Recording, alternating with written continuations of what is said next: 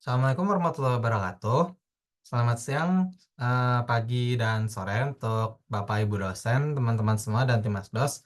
Nah, ini adalah part 2 dari video penjelasan untuk lab 3, di mana kita akan membahas mengenai employee dengan cara import master data. Nah, kalau misalnya di dunia nyata, employee itu kan pasti ada banyak ya, ada ribuan, bahkan bisa sampai puluhan ribu atau ratusan ribu mungkin dari satu perusahaan yang amat besar. Nah, kalau misalkan kita em, membuat data secara manual satu-satu, pasti kita bakal kewalahan karena kita nggak mungkin sebagai manusia possible untuk membuat data secara manual itu secara satu-satu. Nah, salah satu cara untuk mempermudahnya adalah dengan melakukan import master data yang ada dari Excel atau CSV atau mungkin lainnya juga bisa. Nah, jadi untuk pas import master data ini pasti akan memudahkan kita sebagai orang yang memegang data perusahaan untuk menghandle posisi-posisi karyawan dan sebagainya. Karena kita tinggal langsung aja import master datanya tanpa harus membuat secara manual. Nah, ini jadi ada contoh master data yang telah dibuat oleh tim asisten dosen dan kemudian kita bisa download untuk masing-masing departemen, job position, user, dan employee. Nah, perlu diingat bahwa karena ini memuat semua data yang ada di sebelumnya, memuat data semua akun atau employee yang ada, maka kita perlu untuk menghapus user yang telah kita buat secara manual sebelumnya karena nanti bisa terjadi duplikasi. Nah, nanti selanjutnya adalah tahapan untuk import master datanya gimana caranya. Jadi untuk pertama adalah kita bisa buka Udo, kemudian masuk ke modul employee. Nah, nanti di bagian atas layar ini kita bisa langsung pilih aja menu departments karena kita akan melakukan import master data untuk departemen. Nah, nanti untuk tampilannya bisa kita cek di sini, misal di employees, terus di departments. Nah, nanti di bagian sini, di bagian favorites, di sini kita bisa langsung klik aja untuk import records. Nah, nanti em, untuk tampilannya kita bisa langsung saja unggah CSV-nya dari lokal file atau master data yang telah kita download. Nah, nanti setelah kita upload, nanti tampilannya akan seperti ini. Nah, tapi sebelum kita import, kita perlu tes dulu apakah datanya valid untuk dimasukkan atau tidak. Nah, nanti teman-teman bisa langsung saja klik untuk tombol tes yang ada di sini setelah masukkan datanya. Nah, kalau misalkan ada tulisan everything seems valid, berarti data kita aman untuk dilakukan import atau dimasukkan ke dalam Udo. Nah, setelah diklik tes dan ada tulisan everything seems valid, berarti kita aman untuk melakukan import. Nah, teman-teman langsung saja bisa klik import untuk departemen. Nanti terlihat bahwa em, semua yang semua departemen yang ada di Master Data masuk ke dalam Udo sini, Udo kita. Nah, terlihat di sini ada accounting finance, administration, human resource, production, dan lainnya. Selanjutnya kita akan melakukan import untuk job position. Nah, untuk job position bisa masuk ke modul employee juga dan di bagian configuration. Bisa cek di sini juga job positions ada di sini. Nah, nanti teman-teman bisa langsung saja ke favorites dan lakukan import records untuk master datanya.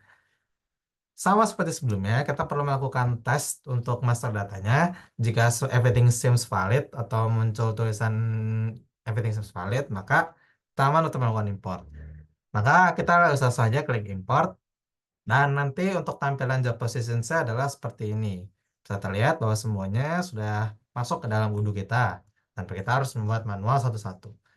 Selanjutnya kita akan melakukan import untuk master data untuk user. Nah, nanti untuk user sendiri, kita bisa langsung saja buka modul settings atau di sini. Nah, kemudian kita bisa cek di menu users and companies. Kemudian kita langsung klik aja user. Jadi tampilannya akan seperti ini. Nah, ada users. Kemudian kita bisa langsung saja sama klik tombol favorit dan import records. Kemudian kita masukkan file Excel-nya, kemudian kita tes datanya. Jika muncul tulisan everything seems valid, maka data kita aman untuk dilakukan import. Klik import untuk memproses data. Nanti tampilannya akan seperti ini untuk user-user dari employee. Nah, kita telah berhasil melakukan import data untuk user. Selanjutnya kita bisa membuat atau melakukan import master data untuk employee. Nah, selanjutnya kita bisa buka modul employee dan pilih menu employees. Contoh di sini. Nah, sini untuk employees-nya dan kita bisa klik favorites. Lalu kita bisa masukkan data Excel-nya sama seperti sebelumnya kita perlu tes terlebih dahulu. Namun sebelum itu perlu diingat bahwa jika kita membuat user user terlebih dahulu dari yang sebelumnya, maka Udo akan otomatis membuat employee em, yang terbuat dari hasil import user. Contohnya seperti ini ya. Bisa dilihat bahwa di sini nggak ada data field untuk work email, departemennya apa, dan sebagainya. Karena employee ini akan otomatis terbuat ketika kita melakukan import master data dari user sebelumnya atau dari user. Nah, jadi kita perlu menghapus semua employee yang terbuat secara otomatis. Nanti akan tersisa administrator. Kemudian nanti akan seperti ini dan Hikam juga karena Hikam kita buat secara manual ya. Nah, jadi kita langsung saja import masukkan dulu datanya, kemudian kita tes. Jika everything seems valid, maka kita bisa lakukan import data tersebut. Nah, nanti akan terlihat untuk tampilannya adalah seperti ini ya, teman-teman. Nah, kita telah berhasil untuk melakukan import master data dari departemen, job position, user, dan employee. Nah, selanjutnya kita akan melakukan pembuatan skenario hierarki organisasi PT kita. Nah, kalau misalkan kita lihat dari bagian ini, sebenarnya kita telah berhasil melakukan import dari employee, namun kita belum melakukan pembuatan relasi atasan dan bawahan dari masing-masing employee tersebut. Nah, untuk kasus ini, kita bisa nanti akan melakukan set manager untuk masing-masing employee. Namun sebelum itu, kita lakukan duplikasi database terlebih dahulu. Nah, nanti untuk kasus ini, database-nya akan dibuat dengan nama baru, yaitu untuk org chart dengan npm. Dan jangan lupa untuk masukkan master password-nya juga. Setelah kita berhasil membuat database hasil duplikasi yang baru, nanti kita bisa login dengan nama Hikam, contohnya. Nah, nanti bakal terlihat seperti ini dan bisa lihat di pojok kanan atas ini ada ada indikator untuk nama Hikam ya. Berarti kita berhasil untuk masuk ke akun Hikam. Nah, nanti setelah kita masuk, nah kita bisa cek bisa set untuk masing-masing employee untuk relasi atasan dan bawahannya seperti ini. Nah, tapi sebelum itu, karena ingat kalau sebelumnya kita import semua employee, di mana kita juga mengimport employee-employee dari departemen lain selain yang bagian dari mahasiswa pembagiannya itu yang ada di Master Data.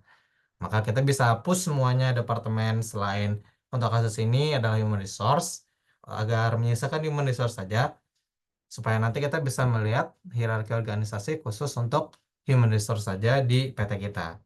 Setelah berhasil menghapus semuanya selain yang human resource, kita bisa em, set field manajernya untuk masing-masing employee-nya. Nah, di sini pastiin kalau semua karyawan ini punya data yang lengkap supaya tidak terjadi kesalahan ketika membuat hierarki organisasinya. Nah, jadi kita bisa set aja khusus. Nah, ini contohnya nih, misalkan ini H5. Mana H5 ini adalah kepala seksi rekrutmen. Kepala seksi rekrutmen itu pasti dibawahi dibawahi oleh manajer HR. Nah, di mana manajer HR-nya ya adalah untuk kasus ini adalah Hana. Nah, jadi kita bisa set untuk manajer di sini adalah Hana dan untuk coach di sini adalah Hana ya.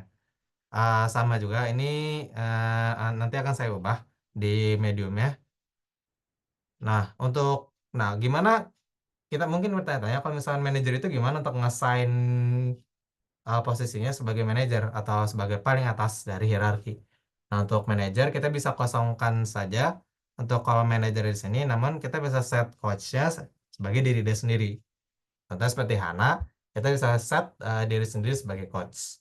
Nah, nanti sementara employee lainnya, manajer dan kolom quotes-nya itu diisi dengan orang yang sama. Nah, nanti di sini untuk menampilkan organizational chart-nya, setelah kita semua berhasil untuk menampilkan semua mengeset semua employee dengan relasi atasan bawahan yang tepat, kita bisa cek di organizational chart. Organizational chart itu ada di ma- em, di bagian employees, sama nanti kita bisa cek di sini ya. Nah, di employees ini kemudian kita bisa cek organizational chart. Nah, mungkin teman-teman bakal bingung juga kenapa di sini cuma ada dua tingkatan, padahal kepala seksi membawahi staf-staf lainnya. Nah, ini memang minusnya Udo itu kurang intuitif ya untuk UI-nya. Jadi kita perlu klik saja untuk icon fotonya, nanti bakal terlihat untuk masing-masing bawahan dari kepala seksi. Tentunya seperti ini. Nah, setelah itu kita bisa melihat full dari organization chart untuk PT kita di bagian human resource. Contohnya seperti ini. Nah, seperti ini ya. Dan perlu diperhatikan bahwa minimal itu adalah 3 tingkat. Nah, selanjutnya adalah jawaban pertanyaan.